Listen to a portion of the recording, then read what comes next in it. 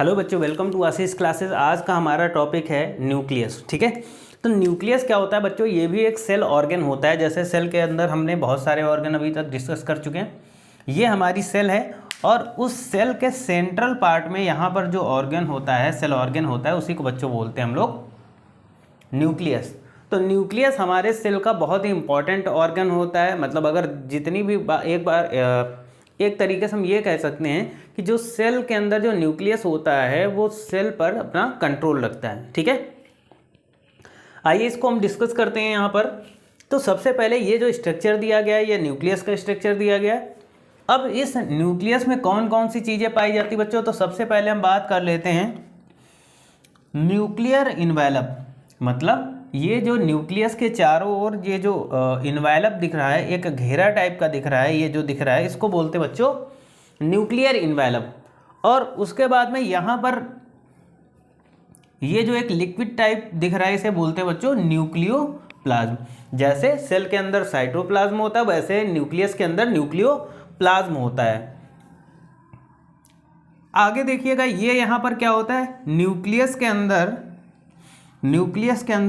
Nucleolus होता है। ठीक है, न्यूक्लियस के अंदर क्या होता है बच्चों, एक न्यूक्लियोलस होता है। ये जो सर्कल टाइप का दिख रहा है इसको बोलते हैं न्यूक्लियोलस। ठीक है, आगे बात करते हैं यहाँ पर ये जो थ्रेड लाइक स्ट्रक्चर दिख रहा है। ठीक है, ये जो थ्रेड लाइक स्ट्रक्चर आपको दिख रहा है इसमें, इसको बच्चों बोलते हैं क्रोमैटिन।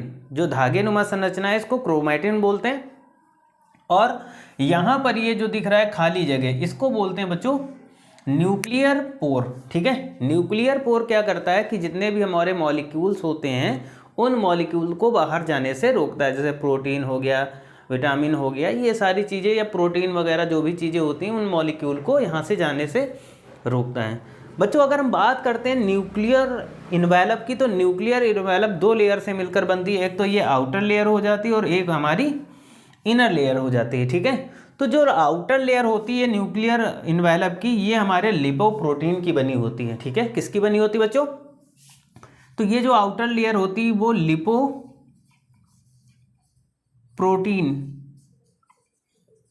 की बनी होती है। और जो इनर लेयर होती है, मतलब ये जो अंदर की लेयर होती है, वो बनी होती है हमारी फाइब्रस लैमिना की। ठीक है, ये वाला जो स्ट्रक्चर बना होता है वो फाइब्रस लैमिना का बना होता है। ठीक है, आइए डिस्कस कर लेते हैं यहाँ पर। तो सबसे पहले अगर बात करते हैं, Robert brown discovered nucleus in 1831।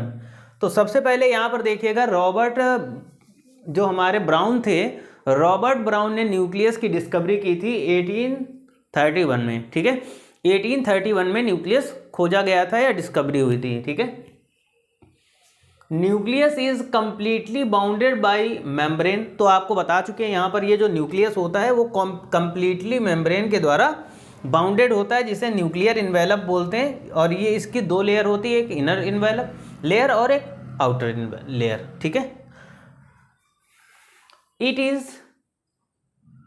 In girdled by the structure of referred to as the nuclear envelope. वही चीज़ बताई गई है कि ये जो स्ट्रक्चर होता है इसके चारों ओर जो ये लेयर होती है इसी को न्यूक्लियर इन्वेलप बोलते हैं। ठीक है, अब देखो बच्चों, यहाँ पर न्यूक्लियर इन्वेलप क्या होता है, it consist of both an inner and outer membrane. ठीक है, तो जो न्यूक्लियर इन्वेलप होती है वो इनर और आउटर मेम्ब्रेन की बनी होती है। ये चीज़ आप डिस्कस कर चुके हैं, हम पहले बता चुके हैं आपको।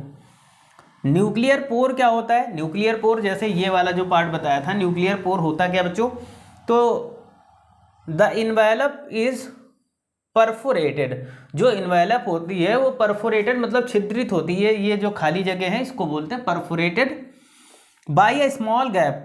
ठीक है, छोटे छोटे गैप होते हैं, known as the nuclear pore, जिनको हम लोग बच्चों न्यूक्लियर पोर कहते हैं। आगे क्रोमैटिन क्या होता है? तो जैसे यहाँ पर आपने देखा होगा ये जो थ्रेड लाइक स्ट्रक्चर दिख रहा है इसी को बच्चों बोलते हैं क्रोमैटिन। ठीक है, ये जो थ्रेड लाइक स्ट्रक्चर दिया गया है इसी को क्रोमैटिन बोलते हैं। Chromatin is a genetic material. देखो ये जो क्रोमैटिन होता है हमारा क्या होता है, जेनेटिक मटेरियल होता है। ठीक है, tightly packing of DNA to fit into the cell. अब देखो ये यहाँ पर डीएनए को क्या करता है, एकदम टाइटली पैक करता है, जिस शेप में वो सेल के अंदर फिट रहता है, मतलब सेल के अंदर जो डीएनए को फिट करने का काम करता है वो हमारा क्रोमैटिन करता है बच्चों। आगे देखो, control the DNA replication and gene expression. ये क्या करता है कि डीएनए के जो डीएनए का रेप्लिकेशन होता है या फिर जीन एक्सप्रेशन होता है, उन सभी चीज़ों को कंट्रोल करता है। ठीक है, तो ये कई सारे फंक्शन होते हैं हमारे क्रोमैटिन के। फंक्शन की बात कर लेते हैं, अगर हम न्यूक्लियस के फंक्शन की बात करते हैं तो कंट्रोल द जेनेटिक इन्फॉर्मेशन। देखो, जो भी हमारी जेनेटिक इन्फॉर्मेशन होती हैं उन सभी को न्यूक्लियस क्या करता है, कंट्रोल करता है बच्चों। ठीक है, न्यूक्लियस का काम क्या होता है, जेनेटिक इन्फॉर्मेशन को सेल के अंदर कंट्रोल करके रखना। आगे आता है control the protein and enzyme synthesis. Protein और एंजाइम का जो सिंथेसिस होता है उसको भी कौन कंट्रोल करके रखता है, तो उसको भी हमारा न्यूक्लियस क्या करता है, कंट्रोल करके रखता है। ठीक है, control the cell division and growth.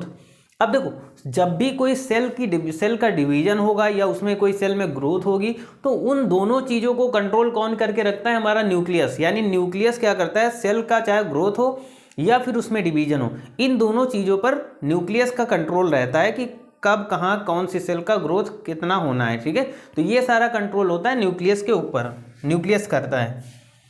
Storage of DNA, RNA and ribosome. अब देखो, जो डीएनए, आरएनए और राइबोसोम होता है उसका जो स्टोरेज का काम करता है, उसको जो स्टोर करके रखता है वो हमारा कौन रखता है, वो हमारा न्यूक्लियस रखता है। ठीक है, अब देखो यहीं पर जो न्यूक्लियर इन्वेलप होती है यहीं पर हमारे राइबोसोम पाए जाते हैं। ये इस तरीके से यहाँ पर राइबोसोम पाए जाते हैं बच्चों।